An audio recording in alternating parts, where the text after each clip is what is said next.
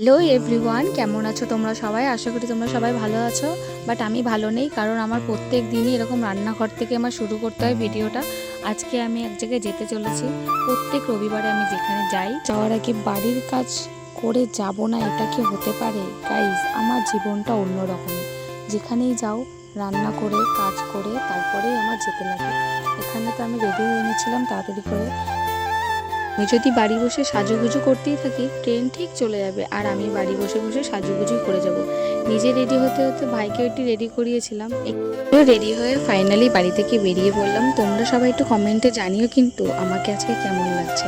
প্রতিদিনের মতন simply video রাখছি, আর তোমরা তো কেউ আমাকে একটু জানাচ্ছ না যে আমার ভিডিও তোমাদের কেমন লাগছে বা কি। আমাকে একটু জানালে পরে আমার একটু ভালো হয়।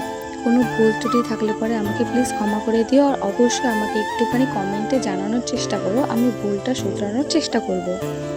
আমি এদিকে ট্রেন ধরে তো কাঁচরাপাড়াতে পৌঁছে গেছি, আর প্রচুর গরম পড়েছিল।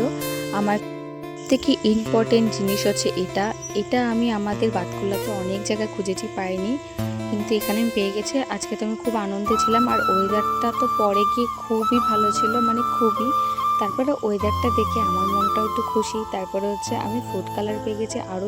ওয়েদার দেখে এখানে দাঁড়িয়েছিলাম, দাঁড়ানোর পরে অনেকের সাথেই চেনা পরিচিত লোকের সাথে আমার দেখা হয়েছে। সেখানে আরেকজনের সাথে স্পেশাল যে আমার বেস্ট ফ্রেন্ড, তার সাথেও দেখা হয়ে গেল। তো তার সাথে অনেকদিন পরে দেখা হয়েছে, তাই একটু বসে বসে এনারা তো দুজন আমার সাথে ছিলই। তোমাদের ভিডিও কেমন লাগলো প্লিজ জানিও। টাটা।